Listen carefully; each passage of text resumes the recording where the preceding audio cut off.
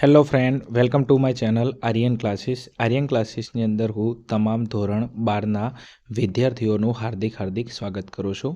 ચલો વિદ્યાર્થી મિત્રો, આપણે આ વિડીયોની અંદર તમારું ધોરણ 12 અને ધોરણ 12ની અંદર અહીંયા આપણે તમારો વિષય છે અર્થશાસ્ત્ર, અને અર્થશાસ્ત્રની અંદર વિદ્યાર્થી મિત્રો આજે એકમ કસોટી લેવરાઈ ગઈ છે અને આ એકમ કસોટીનું આપણે ફૂલ્લી સોલ્યુશન કરવાના છીએ. તો અર્થશાસ્ત્ર વિષયની એકમ કસોટી છે. ઓકે, તમે સ્ટ્રીમ જોઈ શકો છો. આ સામાન્ય પ્રવાહ એટલે કે જે વિદ્યાર્થીઓ આર્ટ્સ અને કોમર્સની અંદર ભણે છે, ઓકે, તો એમના માટે આ એક મોસ્ટ આઈએમપી એકમ કસોટી છે, એનું આપણે સોલ્યુશન કરવાના છીએ. અહીંયા તમે જોઈ શકો છો કુલ ગુણ કેટલા છે, 25 ગુણ છે અને 1 કલાકનો તમને સમય આપવામાં આવે છે. બીજું થોડી સૂચનાને આપણે વાંચી લઈશું. તો અહીંયા સૂચના લો છે. આ એકમ કસોટીમાં 15 પ્રશ્નો છે. કેટલા પ્રશ્નો છે? 15 પ્રશ્નો છે. અહીંયા લખ્યું છે કે એકમ કસોટીના જવાબ વિદ્યાર્થીઓ પોતાની નોટબુકમાં લખવાના રહેશે. ઓકે, હાલ તમને કોઈ પેપર આપવામાં નથી આવતું, એટલા માટે તમારે આ જે એકમ કસોટીના પ્રશ્નો છે તમારી નોટબુકમાં લખવાના રહેશે અથવા તમારી પુરવણીમાં લખવાના રહેશે. ઓકે, ચલો વિદ્યાર્થી મિત્રો, વિડીયો બહુ ઇન્ટરેસ્ટિંગ, બહુ મજેદાર થવાનો છે, તો ખાસ બરોબર છે વિડીયોને અંત સુધી જોજો, સ્કીપ ના કરતા. આપણે નાની વસ્તુ એકદમ ડીપની અંદર સોલ્યુશન કરવાના છીએ. ચલો હવે આગળ જવું છે વિદ્યાર્થી મિત્રો. તો અહીંયા પહેલાં આપણે જોઈશું વિભાગ એ. તો વિદ્યાર્થી મિત્રો, વિભાગ એ તમારો 5 ગુણનો છે. કેટલા ગુણનો છે? 5 ગુણનો છે. સૂચના છે કે નીચે આપેલા પ્રશ્ન ક્રમાંક 1 થી 5 હેતુલક્ષી પ્રકારના પ્રશ્નો છે અને આપેલ 4 વિકલ્પો ABCDમાંથી સાચો વિકલ્પ પસંદ કરીને જવાબ લખો. પ્રત્યેકનો તમને 1 ગુણ મળવાપાત્ર છે. તો વિભાગ એ તમારો 5 ગુણનો છે. ઓકે, આમાં હેતુલક્ષી તમને 5 પ્રશ્નો આપવામાં આવે છે. 4 વિકલ્પમાંથી એક સાચો વિકલ્પ પસંદ કરીને લખવાનો છે. દરેકનો તમને 1 ગુણ મળવાપાત્ર છે. એની અંદર આગળ વિદ્યાર્થી મિત્રો વાત કરવામાં આવે તો પ્રશ્ન નંબર તમારો 1 છે, ભારતમાં 1 રૂપિયાની કાગદી નોટ કોણ બહાર પાડે છે? તો ભારતની અંદર 1 રૂપિયાની કાગદી નોટ કોણ બહાર પાડે છે? તો જવાબ આપશે ઓપ્શન નંબર ડી, ભારત સરકારનું નાણાં ખાતું. બીજું યાદ રાખજો, તમને 1 રૂપિયાની નોટ કે પછી 1 રૂપિયાના તમને સિક્કા કે, સાંભળજો હો ભયા, તમને 1 રૂપિયાની નોટ કે 1 રૂપિયાના ચલણી સિક્કા કે આ બંને વસ્તુ કોણ બહાર પાડે? તો ભારત સરકારનું નાણાં ખાતું.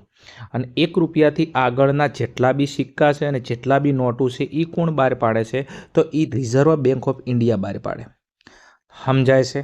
પ્રશ્ન શું કીધો છે?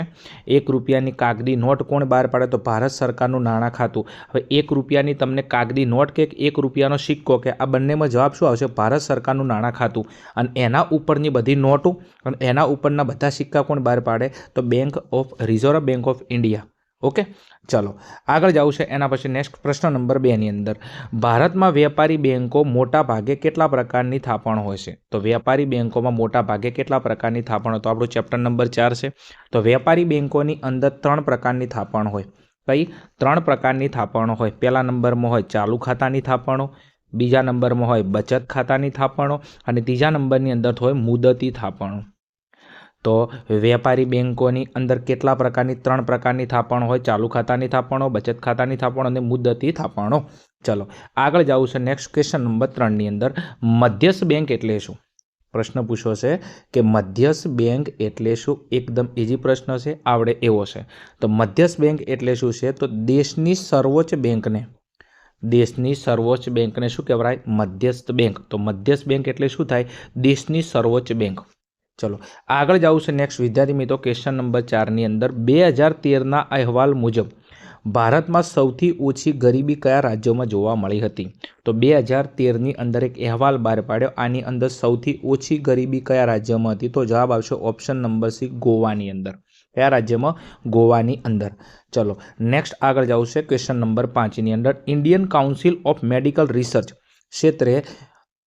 શહેરી ક્ષેત્રે, અહીંયા જો શહેરી ક્ષેત્રે વ્યક્તિની ખોરાકમાં ન્યૂનતમ દૈનિક કેલેરી કેટલી નક્કી કરી છે? શહેરી ક્ષેત્રે આવશે તો તમારો જવાબ આવશે 2100. અહીંયા તમને કયું ક્ષેત્ર કીધું છે? શહેરી ક્ષેત્રે ન્યૂનતમ કેલેરી કહેતો 2100. અને જો તમને ગ્રામીણ કીધું હોત, શું ગ્રામીણ ક્ષેત્રે કીધું હોત તો તમારો જવાબ આવત 2400 કેલેરી. શહેરી ક્ષેત્ર કહેતો ઓછી 2100 કેલેરી અને ગ્રામીણ ક્ષેત્રે કહેતો 2400 કેલેરી. ઓકે, ચલો એના પછી નેક્સ્ટ વિદ્યાર્થી મિત્રો આગળ જવું છે વિભાગ બીની અંદર. વિભાગ બીમાં શું કીધું છે? તો નીચે આપેલા પ્રશ્ન ક્રમાંક 6 થી 10 ના એક વાક્યમાં જવાબ આપો। એટલે વિદ્યાર્થી મિત્રો આ એકદમ ટૂંકા પ્રશ્નો છે તમારો, જેનો એક વાક્યમાં જવાબ લખવાનો છે અને દરેક પ્રશ્નનો તમને 1 ગુણ મળવા પાત્ર છે અને અહીંયા બી તમને 5 ગુણનો વિભાગ બી આપવામાં આવે છે અને એની અંદર દરેકનો તમને 1 ગુણ છે। ચલો હવે શું કીધું છે અહીંયા, તો અહીંયા તમને પ્રશ્ન આપેલો છે વિશ્વની સૌપ્રથમ સ્થપાયેલ બેંકનું નામ જણાવો। તો વિશ્વની સૌપ્રથમ સ્થપાયેલ બેંકનું નામ જણાવો। તો વિશ્વની સૌપ્રથમ સ્થપાયેલ બેંક કઈ હતી? તો બેંક ઓફ બાર્સિલોના। કઈ હતી? Bank of Barcelona. અને આ કઈ સાલમાં સ્થપાણી? તો 1401માં। અને કઈ જગ્યાએ? તો સ્પેનમાં। જો સ્થપાણી હતી સ્પેનમાં। 3 પ્રશ્નો આઈએમપી છે। વિશ્વની સૌપ્રથમ સ્થપાયેલ બેંક કઈ? તો બેંક ઓફ બાર્સિલોના। કઈ સાલમાં સ્થપાણી? 1401માં। અને કયા દેશમાં સ્થાપવામાં આવી? તો સ્પેનની અંદર। ચેપ્ટર નંબર 4નો પ્રશ્ન છે। ચલો નેક્સ્ટ વિદ્યાર્થી મિત્રો આગળ આપણે વાત કરવી છે। તો અહીંયા તમને આપેલો છે પ્રશ્ન નંબર 7 અને પ્રશ્ન નંબર 7માં કીધું કે નિફ્ટનું પૂરું નામ આપો। નિફ્ટનું પૂરું નામ, તો નિફ્ટનું પૂરું નામ છે નેશનલ ઇલેક્ટ્રોનિક ફંડ ટ્રાન્સફર। નિફ્ટનું એન એટલે નેશનલ, ઈ એટલે ઇલેક્ટ્રોનિક, બીજું અહીંયા એફ એટલે ફંડ અને ટી એટલે ટ્રાન્સફર। તો નિફ્ટનું પૂરું નામ છે national electronic fund transfer. Okay, આની જગ્યાએ તમને આરટીજીએસ બી પૂછાય। નિફ્ટની જગ્યાએ શું પૂછાય? આરટીજીએસ। તો એનું પૂરું નામ છે real time gross settlement. Okay, ચલો એના પછી નેક્સ્ટ ક્વેશ્ચન નંબર આગળ 8ની અંદર જવું છે। નાણાકીય નીતિના પરિમાણાત્મક સાધનો એટલે શું? નાણાકીય નીતિના પરિમાણાત્મક સાધનો એટલે શું? તો એનો જવાબ આવશે સમગ્ર અર્થતંત્રમાં અસર પહોંચાડતા। શું? સમગ્ર અર્થતંત્રમાં અસર પહોંચાડતા નાણાકીય નીતિના સાધનોને નાણાકીય નીતિના પરિમાણાત્મક સાધનો કહેવામાં આવે છે। સમગ્ર અર્થતંત્ર ઉપર જે સાધનો અસર પહોંચાડે, સમગ્ર અર્થતંત્ર ઉપર જે સાધનો અસર પહોંચાડે એને શું કહેવામાં આવે છે? નાણાકીય નીતિના પરિમાણાત્મક સાધનો કહેવામાં આવે છે। બીજું થોડું પ્રિન્ટિંગની અંદર થોડું ઝાંખું દેખાશે, પણ હું જે બોલું છું એના ઉપર ભાર આપજો। 2-3 વાર એટલા માટે બોલવું પડે છે કે મારો ટાર્ગેટ નથી કે વિડીયો પૂરો કરી દો, મારો ટાર્ગેટ છે તમે તમારો કિંમતી સમય ઇન્વેસ્ટમેન્ટ કરો તો 100% તમને આવડવું જોઈએ, આની અંદરથી તમને કંઈક બેનિફિટ થવો જોઈએ। ચલો નેક્સ્ટ આગળ જવું છે ક્વેશ્ચન નંબર 9ની અંદર। તેંડુલકર સમિતિએ ગરીબી રેખા નક્કી કરવા માટે કયા પ્રકારના ખર્ચનો સમાવેશ કર્યો છે? તેંડુલકર સમિતિએ ગરીબી રેખા નક્કી કરવા માટે કયા પ્રકારના ખર્ચનો સમાવેશ કર્યો છે? તો પૌષ્ટિક આહાર, વીજળી, રસોઈ, ઈંધણ અને કપડાં। આની પાછળ જે ખર્ચ થાય છે આ ખર્ચનો સમાવેશ કોને કર્યો? તો તેંડુલકર સમિતિએ ગરીબી રેખા નક્કી કરવા માટે। ઓકે, જવાબમાં શું આવશે? પૌષ્ટિક આહાર, વીજળી, રસોઈ, ઈંધણ અને કપડાં। આ બધાની પાછળ જે ખર્ચ થાય છે આ ખર્ચનો સમાવેશ કોને કર્યો? તો તેંડુલકર સમિતિએ શેમાં? ગરીબી રેખા નક્કી કરવા માટે। ચલો આગળ જવું છે પ્રશ્ન નંબર 10ની અંદર। નિરપેક્ષ ગરીબીનો અર્થ આપો। શું કીધું છે? નિરપેક્ષ ગરીબીનો અર્થ આપો। તો એની વ્યાખ્યા છે ગરીબી રેખાથી ઓછી આવક કે ઓછો ખર્ચ ધરાવતા, ગરીબી રેખાથી ઓછી આવક કે ઓછો ખર્ચ ધરાવતા, બરોબર છે, ગરીબને શું કહેવામાં આવશે? નિરપેક્ષ ગરીબ કહેવામાં આવે છે। નિરપેક્ષ ગરીબ એટલે ગરીબી રેખાથી જે ઓછી આવક અને ઓછો ખર્ચ ધરાવતા હોય, ગરીબી રેખા માટે નક્કી કરેલું હોય કે નક્કી કરેલી આવક અને નક્કી કરેલો ખર્ચ એના કરતાં પણ કોઈ ઓછી આવક કે ઓછો ખર્ચ ધરાવતો હોય તો એને શું કહેવાય? નિરપેક્ષ ગરીબી કહેવાય। ઓકે, ચલો આગળ જવું છે નેક્સ્ટ। તો આગળ અહીંયા વાત કરવામાં આવે તો વિભાગ સીની અંદર વિભાગ સીમાં કીધું છે કે નીચે આપેલ પ્રશ્ન ક્રમાંક 11 થી 12ના ટૂંકમાં જવાબ આપો। દરેક પ્રશ્નના 2 ગુણ મળવાપાત્ર છે અને આ જે વિભાગ છે આપણો 4 ગુણનો છે। ઓકે, એટલે 2 પ્રશ્નો આપશે, તમારે બંને પ્રશ્નો કમ્પલસરી લખવાના છે, દરેકના 2 ગુણ છે તો 2 દૂ તમારો 4 ગુણનો આ વિભાગ છે। ચલો તો વિદ્યાર્થી મિત્રો વિભાગ અગર સીમાં વાત કરવામાં આવે તો પ્રશ્ન નંબર 11 ઉપર મધ્યસ્થ બેંકની નાણાકીય નીતિના ગુણાત્મક સાધનોના માત્ર નામ આપો। મધ્યસ્થ બેંકની નાણાકીય નીતિના ગુણાત્મક સાધનોના નામ આપો। તો અહીંયા ગુણાત્મક સાધનોના નામ અહીંયા લખેલા છે, તમે જોઈ શકો છો। સલામતીની જરૂરિયાત, માર્જિનની જરૂરિયાત, ભેદભાવ યુદ્ધ કરના દર અને ચોથા નંબરમાં છે ધિરાણની ટોચ મર્યાદા। આ શું છે? તો મધ્યસ્થ બેંકની નાણાકીય નીતિના ગુણાત્મક સાધનો। ઓકે, આ 4 સાધનોના નામ આપેલા છે। સલામતીની જરૂરિયાત, માર્જિનની જરૂરિયાત, ભેદભાવ કરના દર અને ધિરાણની ટોચ મર્યાદા। ચલો એના પછી આગળ વાત કરવામાં આવે તો વિદ્યાર્થી મિત્રો પ્રશ્ન નંબર 12ની અંદર કીધું કે સાપેક્ષ ગરીબી એટલે શું? ઉદાહરણ આપી સમજાવો। સાપેક્ષ ગરીબીની વ્યાખ્યા આપણે આગળ નિરપેક્ષની જોઈ હતી, હવે સાપેક્ષની। સાપેક્ષ ગરીબી એટલે શું? સાપેક્ષ ગરીબી એટલે એકબીજાની સરખામણીમાં ગરીબ હોવું। સાપેક્ષ ગરીબી એટલે એકબીજાની સરખામણીમાં ગરીબ હોવું તેને સાપેક્ષ ગરીબી કહેવામાં આવે છે. તમે એકબીજાની સરખામણીમાં ગરીબ હો તો એને શું કહેવાય? સાપેક્ષ ગરીબી કહેવામાં આવે છે. હવે એનું ઉદાહરણ કીધું છે, તો એના ઉદાહરણમાં દાખલા તરીકે અહીંયા શું છે? તો અહીંયા એ વ્યક્તિ છે, અહીંયા બી વ્યક્તિ છે. એ વ્યક્તિની આવક છે 10,000 રૂપિયા અને બી વ્યક્તિની આવક છે 20,000 રૂપિયા. તમે જોશો અહીંયા બે વ્યક્તિ છે, એક છે એ વ્યક્તિ, એક છે બી વ્યક્તિ. એ વ્યક્તિની આવક 10,000 છે, બી વ્યક્તિની આવક 20,000 છે. તમે જોઈ શકો છો કે એ વ્યક્તિની આવક બી વ્યક્તિ કરતાં ઓછી છે.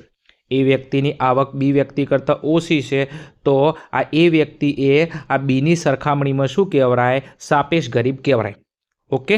હવે દાખલા તરીકે સી વ્યક્તિ લઈ લ્યું અને સી વ્યક્તિની આવક હું 30,000 લઈ લ્યું, તો એ અને બી કોની સરખામણીમાં ગરીબ બની ગયા? સીની સરખામણીમાં ગરીબ બની ગયા. સાપેક્ષ ગરીબી એટલે એકબીજાની સરખામણીએ ગરીબ હોવું. એ અહીંયા બી કરતાં ગરીબ છે કારણ કે એની આવક બી કરતાં ઓછી છે. અહીંયા તમે જોશો તો સીની આવક એ અને બી કરતાં વધારે હોવાથી સીની સરખામણીમાં એ અને બી શું કહેવાય? ગરીબ કહેવાય. ચલો આગળ વિદ્યાર્થી મિત્રો જવું છે તો વિભાગ ડીની અંદર. ચલો વિભાગ ડીમાં શું કીધું છે? નીચે આપેલ પ્રશ્ન ક્રમાંક 13 થી 14ના મુદ્દાસર જવાબ આપો. પ્રત્યેકના 3 ગુણ છે. ઓકે. તો અહીંયા તમારે મુદ્દાસર જવાબ લખવાના છે. ઓકે. અને દરેક પ્રશ્નના તમને 3 ગુણ મળવા પાત્ર છે. હવે અહીંયા જોઈશું પ્રશ્ન નંબર 13ની અંદર વેપારી બેંક અને મધ્યસ્થ બેંકનો તફાવત તમારે આપવાનો છે. મોસ્ટ ટાઈમથી પ્રશ્ન છે, તમે તૈયાર કરી નાખજો. વેપારી બેંક અને મધ્યસ્થ બેંકનો તફાવત લખવાનો છે. એના પછી આગળ વાત કરવામાં આવે તો પ્રશ્ન નંબર 13ના અથવામાં તમને બીજો પ્રશ્ન આપેલો છે, રિઝર્વ બેંક ઓફ ઇન્ડિયાના નાણાકીય કાર્યો જણાવો. રિઝર્વ બેંક ઓફ ઇન્ડિયાના શું કીધું છે? નાણાકીય કાર્યો જણાવો. ગમે તે તમારે 3 કાર્યો અહીંયા જણાવવાના છે. ચલો એના પછી આગળ વાત કરવામાં આવે તો ગરીબીના સામાજિક કારણો જણાવો. ગરીબીના કયા કારણો? સામાજિક કારણો. હવે અહીંયા વિભાગ ડીનો પ્રશ્ન છે તો તમારે કારણો લખી અને એને સમજાવવા પડે. તો અહીંયા અમે કારણો લખ્યા છે તમે સામાજિક ગરીબીના. તો કયા કયા છે? શિક્ષણનું નીચું સ્તર અને લૈંગિક અસમાનતા. આ બંને શું છે? તો ગરીબીના સામાજિક કારણો છે. આગળ વિદ્યાર્થી મિત્રો વાત કરવામાં આવે તો વિભાગ એની અંદર. તો વિભાગ એમાં કીધું છે કે નીચે આપેલ પ્રશ્ન ક્રમાંક 15નો સવિસ્તર જવાબ આપો અને 5 ગુણનો પ્રશ્ન છે. તમને 2 પ્રશ્નો આપેલા છે, બંનેની અંદરથી તમારે એક પ્રશ્ન લખવાનો. પહેલો પ્રશ્ન છે ગરીબીના આર્થિક કારણો અને બીજો પ્રશ્ન છે ભારતમાં ગરીબી ઘટાડવાના ઉપાયો.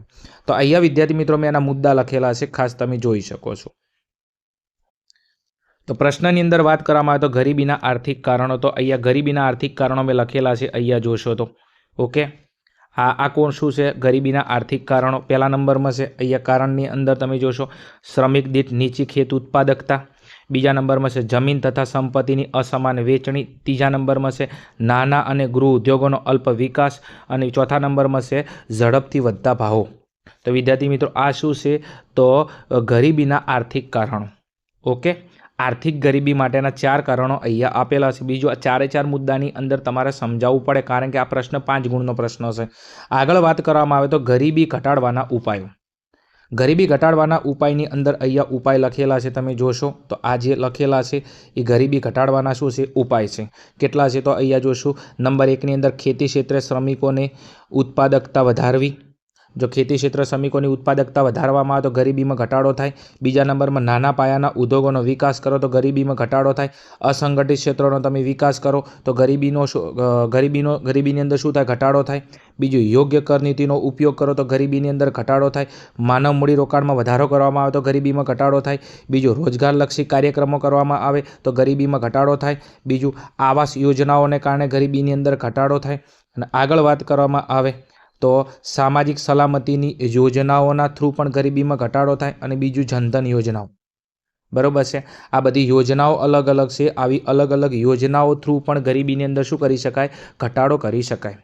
તો વિદ્યાર્થી મિત્રો આ હતું આપણું અર્થશાસ્ત્ર વિષયનું એકમ કસોટીનું ફૂલ્લી સોલ્યુશન. આઈ હોપ, આશા રાખું છું કે આ વિડીયો તમને હેલ્પફુલ થયો હોય તો તમારા મિત્રો સુધી શેર કરજો. ચેનલ પર નવા હોય તો ચેનલને સબસ્ક્રાઈબ કરજો, એમ કે જેના કારણથી પરીક્ષાને લગતી એકમ કસોટીને લગતે કોઈ બી નવા વિષયના કોઈ વિડીયો હોય તો એની તમને લિંક મળતી રહે.